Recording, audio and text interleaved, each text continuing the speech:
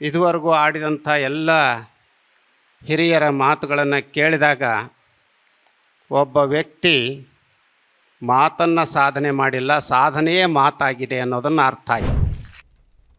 ಈಗಾಗಲೇ 1 ಗಂಟೆ 5 ನಿಮಿಷ ಆಗಿದೆ. ಎಷ್ಟೊತ್ತು ಮಾತನಾಡಬೇಕು ಅನ್ನೋಂಥ ಆತಂಕ ನಮ್ಮನ್ನು ಕಾಡ್ತಾ ಇದೆ.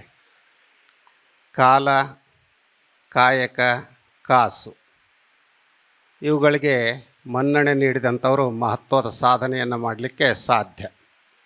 ಅದನ್ನು ಸೂಚ್ಯವಾಗಿ ಹೇಳುತ್ತಾ ನಾಗರಾಜ ಮೂರ್ತಿಯವರು ನಮಗೆ ಫೋನ್ ಮಾಡಿ ಬೆಂಗಳೂರು ವಿಶ್ವವಿದ್ಯಾಲಯದಲ್ಲಿ ಇಂಥದ್ದೊಂದು ಕಾರ್ಯಕ್ರಮ ಇದೆ, ತಾವು ಬರಬೇಕು ಅಂತ ತಿಳಿಸಿದರು. ಅವ್ರ ಪರಿಚಯನೇ ನಮಗಿಲ್ವಲ್ರಿ, ಬಂದು ಏನು ಮಾತಾಡೋಣ ಅಂದ್ವಿ. ಇಲ್ಲ ಅದ್ಭುತ ಸಾಧಕರು, ಸಾಂಸ್ಕೃತಿಕ ಕ್ಷೇತ್ರದಲ್ಲಿ ತಮ್ಮದೇ ಆದಂಥ ಸಾಧನೆಯನ್ನು ಮಾಡಿದಂಥವರು, ಮಾತಿಗಿಂತ ಸಾಧನೆಗೆ ಮನ್ನಣೆಯನ್ನು ಕೊಟ್ಟಂಥವರು ಇತ್ಯಾದಿ ವಿಚಾರಗಳನ್ನು ನಾಗರಾಜ ಮೂರ್ತಿಯವರು ಹೇಳಿದಾಗ ನಮಗೆ ಇಲ್ಲಿ ಗೊತ್ತಿದ್ದದ್ದು ರಾಮಕೃಷ್ಣಯ್ಯನವರು ಮಾತ್ರ. ಕಾರಣ ಸಾಣೆಹಳ್ಳಿಯ ಸಂಪರ್ಕವನ್ನು ಸತತವಾಗಿ ಅವರು ಇಟ್ಕೊಂಡಂಥವ್ರು. ಅದೇ ಯೂನಿವರ್ಸಿಟಿಯಲ್ಲಿ ಇವರು ವೈಸ್ ಚಾನ್ಸಲರ್ ಆಗಿದ್ದರು ಅಂದಾಗ ಪರವಾಗಿಲ್ಲ, ಇವರ ಸಾಧನೆಯೂ ಬಹಳ ದೊಡ್ಡದಿದೆ, ಹೋಗೋಣ ಅಂತ ಹೇಳಿ ಇಲ್ಲಿ ಬಂದ್ವಿ. ಇದುವರೆಗೂ ಆಡಿದಂಥ ಎಲ್ಲ ಹಿರಿಯರ ಮಾತುಗಳನ್ನು ಕೇಳಿದಾಗ ಒಬ್ಬ ವ್ಯಕ್ತಿ ಮಾತನ್ನು ಸಾಧನೆ ಮಾಡಿಲ್ಲ, ಸಾಧನೆಯೇ ಮಾತಾಗಿದೆ ಅನ್ನೋದನ್ನು ಅರ್ಥ ಆಯಿತು. ಇವತ್ತು ಬೇಕಾಗಿರೋದು ಕೂಡ ಅದೇ. ಮಾತಾಡೋವಂಥವ್ರಿಗೆ ಕೊರತೆ ಇಲ್ಲ, ಸಾಧನೆ ಮಾಡೋವಂಥವ್ರಿಗೆ ತುಂಬ ಕೊರತೆ ಇದೆ. ಇವತ್ತು ನಾಗೇಶ್ ಅವರು ಸಾಧನೆಯ ಮೂಲಕ ಈ ಸಂಸ್ಥೆಯನ್ನು ಕಟ್ಟಿದ್ದಾರೆ. ಹಾಗೆಯೇ ಗಂಗೂಬಾಯಿ ಹಾನಗಲ್ ಸಂಸ್ಥೆಯನ್ನು ಕೂಡ ಬೆಳೆಸಿದ್ದಾರೆ. ಒಬ್ಬ ವ್ಯಕ್ತಿ ಮನಸ್ಸು ಮಾಡಿದರೆ ಅಸಾಧ್ಯ ಅನ್ನೋವಂಥದ್ದು ಯಾವುದೂ ಇರೋದಿಲ್ಲ. ಆದರೆ ನಮಗೆ ಮನಸ್ಸು ತುಂಬ ದುರ್ಬಲ. ಕ್ಷಣ ಕ್ಷಣಕ್ಕೂ ಆ ಮನಸ್ಸು ಮಂಗನಾಗೆ ಆಟ ಆಡ್ತಾ ಇರುತ್ತೆ. ಬದಲಾಗಿ ಏನಾದರೂ ಸಾಧನೆ ಮಾಡಬೇಕು ಅನ್ನುವಂಥ ಸಂಕಲ್ಪ ಮಾಡಿದರೆ ಖಂಡಿತ ಆ ಸಾಧನೆಯನ್ನು ಮಾಡಲಿಕ್ಕೆ ಸಾಧ್ಯ ಅನ್ನೋದನ್ನು ತೋರಿಸಿಕೊಟ್ಟಿರುವಂಥವರು ನಾಗೇಶ್ ಅವರು. ಹಾಗಾಗಿ ಅವರನ್ನು ವಿಶೇಷವಾಗಿ ಅಭಿನಂದಿಸಲಿಕ್ಕೆ ಇಷ್ಟಪಡ್ತೀವಿ. ಒಬ್ಬ ವ್ಯಕ್ತಿ ಎಷ್ಟು ವರ್ಷ ಬಾಳಿದರು ಅನ್ನೋದು ಮುಖ್ಯ ಅಲ್ಲ, ಹೇಗೆ ಬಾಳಿದರು. ಬಸವಣ್ಣವರು ಒಂದು ವಚನ ನೆನಪಾಗುತ್ತೆ, ಲೇಷನಿಸಿಕೊಂಡು 5 ದಿನ ಬದುಕಿದರೇನೋ, ಲೇಷನಿಸಿಕೊಂಡು 4 ದಿನ ಬದುಕಿದರೇನೋ, ಲೇಷನಿಸಿಕೊಂಡು 3 ದಿನ ಬದುಕಿದರೇನೋ. ನಮ್ಮ ಕೂಡಲ ಸಂಗನ ಶರಣರಲ್ಲಿ ಲೇಷನಿಸಿಕೊಂಡು 1 ದಿನ ಬದುಕಿದರೆ ಸಾಲದೆ ಅಂತ ಕೇಳ್ತಾರೆ ಬಸವಣ್ಣವರು. ನಮ್ಮ ಸುತ್ತಮುತ್ತ ಇರುವಂಥ ಜನರಿಂದ ಒಳ್ಳೆಯವರಪ್ಪ ಅನಿಸ್ಕೊಂಡು ಕೆಲವೇ ಕಾಲ ಬಾಳಿದರೂ ಕೂಡ ಅದು ಸಾರ್ಥಕವಾದಂಥ ಜೀವನ ಆಗುತ್ತೆ. ಎಷ್ಟೋ ಜನ ಬದುಕಿದಾಗಲೇ ಸತ್ತು ಹೋಗಿರ್ತಾರೆ, ಇನ್ನು ಕೆಲವರು ಮಾತ್ರ ಸತ್ತು ಕೂಡ ಬದುಕಿರ್ತಾರೆ. ಸತ್ತು ಬದುಕಿರೋದು ಹೇಗೆ ಅಂತಂದರೆ, ಅವರ ದೇಹದಲ್ಲಿ ಚೈತನ್ಯ ಇದ್ದಾಗ ಮಾಡುವಂಥ ಸತ್ಕಾರ್ಯಗಳ ಮೂಲಕ ಸತ್ರು ಕೂಡ ಆ ವ್ಯಕ್ತಿಗಳು ಬದುಕಿರ್ತಾರೆ.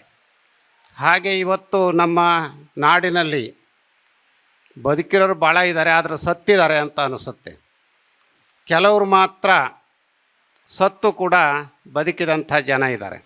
ಇದನ್ನು ಸೂಚ್ಯವಾಗಿ ಹೇಳ್ತಾ ಗೋರುಚ ಅವರು 98-99 ವರ್ಷದ ನವ ತರುಣರು. ಅವರು ಒಂದು ಮಾತನ್ನು ಹೇಳಿದರು, ನಾನು ಆಭರಣಗಳನ್ನು ಹಾಕ್ಕೊಂಡಿದ್ದೀನಿ, ಹೆಣ್ಮಕ್ಳು ಧರಿಸ್ಕೊಂಡು ಹಾಗೆ. ನನ್ನ ಆಭರಣ ಕಂಠಾಭರಣ, ನೇತ್ರಾಭರಣ, ಹಾಗೆಯೇ ಶ್ರವಣಾಭರಣ ಅಂದರು. ಆದರೆ 2 ಆಭರಣಗಳನ್ನು ಕಳ್ಕೊಂಡಿದ್ದೀನಿ, ಒಂದು ಮಾತ್ರ ಉಳ್ಕೊಂಡಿದೆ. ಆ ಒಂದು ಅಂದರೆ ಅವರ ಕಂಠ ಮತ್ತು ಅವರ ಮೆದುಳು, ಅವು 2 ಚೆನ್ನಾಗಿದ್ದವು. ಬಹುಶಃ ಯಾವುದೇ ಒಬ್ಬ ವ್ಯಕ್ತಿ 99 ವಯಸ್ಸಿನಲ್ಲಿ ಮಾತಾಡಲಿಕ್ಕೆ ಸಾಧ್ಯನೇ ಇಲ್ಲ. ಆದರೆ ಗೋರುಚ ಅವರು ಒಬ್ಬ ಆದರ್ಶ ವಿದ್ಯಾರ್ಥಿಯ ರೀತಿಯಲ್ಲಿ ಯಾವುದೇ ಸಭೆಗೆ ಬಂದರೂ ಕೂಡ ಟಿಪ್ಪಣಿಯನ್ನು ಮಾಡ್ಕೊಂಡು ಬಂದು ವಿದ್ಯಾರ್ಥಿ ಹಾಗೆ ಅದನ್ನು ಓದೋ ಅಂಥ ಪದ್ಧತಿ, ಓದೋದು ಅಲ್ಲದು, ಓದಿದ ಹಾಗೆ ಹೇಳೋ ಅಂಥದ್ದು. ನಮಗೆ ಅವ್ರ ಬಗ್ಗೆ ವಿಶೇಷವಾದಂಥ ಗೌರವ. ಅವರು ಬಹಳ ವಿದ್ಯಾವಂತರೇನಲ್ಲ, ಒಬ್ಬ ಪ್ರಾಥಮಿಕ ಶಾಲೆಯ ಶಿಕ್ಷಕರಾಗಿದ್ದಂಥವ್ರು.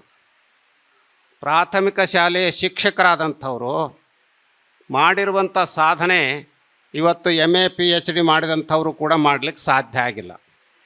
ಅವರು ರಂಗಭೂಮಿಯಲ್ಲಿ ಸೇವೆಯನ್ನು ಸಲ್ಲಿಸಿದ್ದಾರೆ, ಜಾನಪದದಲ್ಲಿ ಸೇವೆಯನ್ನು ಸಲ್ಲಿಸಿದ್ದಾರೆ. ಅಷ್ಟೇ ಅಲ್ಲ, ಮಾನವೀಯ ಅಂತಃಕರಣವನ್ನು ಮೈಗೂಡಿಸ್ಕೊಂಡು ಇವತ್ತು ಶರಣ ಸಾಹಿತ್ಯವನ್ನು ಉಳಿಸ್ಲಿಕ್ಕೂ ಕೂಡ ಸಾಕಷ್ಟು ಹೋರಾಟವನ್ನು ಮಾಡಿದ್ದಾರೆ. ಬಸವ ಕಲ್ಯಾಣದಲ್ಲಿ ಇವತ್ತು ಅನುಭವ ಮಂಟಪ ಸುಮಾರು 600 ಕೋಟಿ ರೂಪಾಯಿಗಳಲ್ಲಿ ನಡೀತಾ ಇದೆ ಅಂತಂದರೆ ಅದಕ್ಕೆ ಪ್ರೇರಕರು, ಕಾರಣೀಭೂತರಾದಂಥವರು ನಮ್ಮ ಗೋರುಚ ಅವರು. ಹಾಗೆ ಆ ವ್ಯಕ್ತಿ ಇವತ್ತು ಎಲ್ಲರಿಗೂ ಪೂಜ್ಯರಾಗಿದ್ದಾರೆ. ಅದೇ ರೀತಿಯಲ್ಲಿ ನಮ್ಮ ಅಭಿನಂದನೆಗೆ ಪಾತ್ರರಾದಂಥವ್ರು ಆಗಬೇಕು ಅನ್ನೋಂಥ ಆಶಯವನ್ನು ಇಲ್ಲಿ ಅನೇಕರು ವ್ಯಕ್ತಪಡಿಸಿದರು. 60 ವರ್ಷ ಅದೇನು ದೊಡ್ಡದಲ್ಲ, ಎಲ್ಲರಿಗೂ 60 ವರ್ಷ ಆಗುತ್ತೆ. ಆದರೆ 60 ವರ್ಷದ ಸಿಂಹಾವಲೋಕನವನ್ನು ನಾವು ಮಾಡಬೇಕು. ಈ 60 ವರ್ಷಗಳಲ್ಲಿ ನಾನು ಮಾಡಿದ್ದೇನು, ನನಗಾಗಿ ಎಷ್ಟು ಮಾಡ್ಕೊಂಡಿದ್ದೇನೆ, ಸಮಾಜಕ್ಕಾಗಿ ಏನು ಮಾಡಿದ್ದೇನೆ, ದೇಶಕ್ಕಾಗಿ ಏನು ಮಾಡಿದ್ದೇನೆ.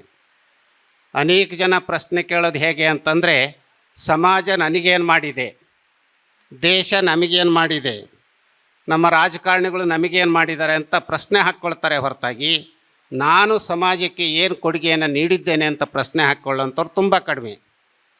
ಆದರೆ ಇವರು ನಾನು ಸಮಾಜಕ್ಕೆ ಏನಾದರೂ ಮಾಡಲೇಬೇಕು ಅನ್ನುವಂಥ ಆಸಕ್ತಿಯನ್ನು ಇಟ್ಕೊಂಡು ಒಳ್ಳೆಯ ಕೆಲಸ ಕಾರ್ಯಗಳನ್ನು ಮಾಡಿದ್ದಾರೆ. ನಿಜಕ್ಕೂ ಕೂಡ ಅವರ 60 ವರ್ಷ ಸಾರ್ಥಕ ಅಂತ ನಾವು ಭಾವಿಸ್ಕೊಂಡಿದ್ದೇವೆ. ಇನ್ನೂ 2 ವರ್ಷ ಅವರು ಈ ಕ್ಷೇತ್ರದಲ್ಲಿ ಇರ್ತಾರೆ. ನಿವೃತ್ತಿಯ ನಂತರ ಮಾಡಬೇಕಾದಂಥ ಕೆಲಸ ತುಂಬ ಇದೆ. ಇಲ್ಲಿ ಏನಾದರೂ ಆತಂಕಗಳಿರ್ಬೋದು, ನಿವೃತ್ತಿಯ ನಂತರ ಯಾವುದೇ ಆತಂಕಗಳಿರಲ್ಲ. ಸ್ವತಂತ್ರವಾಗಿ ನಿಮಗೇನು ಅನಿಸುತ್ತೋ ಅದನ್ನು ಬಹಳ ಶ್ರದ್ಧೆಯಿಂದ ಮಾಡಲಿಕ್ಕೆ ಅವಕಾಶ ಇದೆ. ಹಾಗೆ ಮಾಡಬೇಕು ಅನ್ನೋದನ್ನು ನಾಗೇಶ್ ಅವರಿಗೆ ಸೂಚ್ಯವಾಗಿ ನಾವು ಹೇಳಲಿಕ್ಕೆ ಇಷ್ಟಪಡ್ತೀವಿ. ಇನ್ನು ಅವರ ಶ್ರೀಮತಿಯವರು ಮಾತನಾಡ್ತಾ ಹೇಳಿದರು, ಮನೆಗಾಗಿ ಅವರು ಯಾವಾಗಲೂ ಟೈಮ್ ಕೊಡಲೇ ಇಲ್ಲ, ನಮ್ಮ ಜೊತೆ ಮಾತಾಡಲೇ ಇಲ್ಲ. ಇದು ಎಲ್ಲರ ಹಣೆ ಬರೋನು ಹಾಗೆ ಇದ್ದಿದ್ದು. ಯಾರ್ಯಾರು ಭಾಳ ದೊಡ್ಡ ದೊಡ್ಡ ಸ್ಥಾನಕ್ಕೆ ಹೋಗಿರ್ತಾರೋ ಅವ್ರ ಮನೆಯಲ್ಲಿ ಮಕ್ಕಳನ್ನೂ ಸರಿಯಾಗಿ ನೋಡೋದಿಲ್ಲ, ಹೆಂಡ್ತಿನೂ ಸರಿಯಾಗಿ ನೋಡೋಲ್ಲ. ಹಾಗಂತ ಅವ್ರ ಬಗ್ಗೆ ಪ್ರೀತಿ ಇರಲ್ಲ ಅಂತ ಹೇಳೋಕ್ಕಾಗಲ್ಲ. ಆ ಪ್ರೀತಿಯನ್ನು ನೀವು ಬಯಸಿದ ರೀತಿಯಲ್ಲಿ ವ್ಯಕ್ತಪಡಿಸಲಿಕ್ಕೆ ಸಾಧ್ಯ ಆಗದೇ ಇರ್ಬೋದು. ಹಾಗೆ ಈ ನಾಗೇಶ್ ಅವರು ತಮ್ಮ ಪತ್ನಿಯನ್ನು, ಮಕ್ಕಳನ್ನು ಖಂಡಿತ ಪ್ರೀತಿಸ್ತಾ ಇರೋದ್ರಿಂದ ನೀವು ಎಷ್ಟು ಖುಷಿಯಾಗಿದ್ದೀರಿ ಅಂತ ನಾವು ಭಾವಿಸ್ಕೊಂಡಿದ್ದೀವಿ. ಇನ್ನು ಹೆಚ್ಚು ಮಾತುಗಳನ್ನ ಆಡಲಿಕ್ಕೆ ಹೋಗಲ್ಲ. ರಂಗಭೂಮಿಗೂ ಸ್ವಾಮಿಗಳಿಗೂ ಏನು ಸಂಬಂಧ ಅಂತ ಬಹಳ ಜನ ಪ್ರಶ್ನೆ ಮಾಡ್ಬೋದು. ಸ್ವಾಮಿಗಳು ಅಂತಂದರೆ ಎಲ್ಲೋ ಮಠದಲ್ಲಿ ಕೂತ್ಕೊಂಡು ಬಂದವ್ರಿಗೆ ಆಶೀರ್ವಾದ ಮಾಡಿಕೊಂಡು ಹೇಗೋ ಇರ್ಬೋದು ಅಂತ.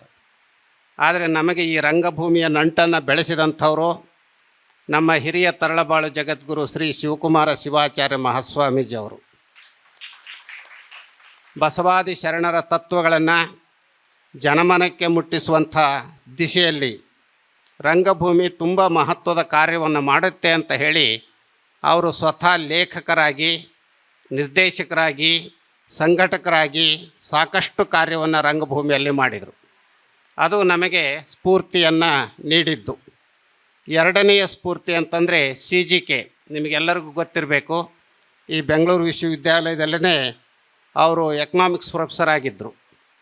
ಅವರು ಸಾಣೇಹಳ್ಳಿಗೆ ಬಂದ ನಂತರ ಶಿವಸಂಚಾರ ಪ್ರಾರಂಭ ಆಯಿತು.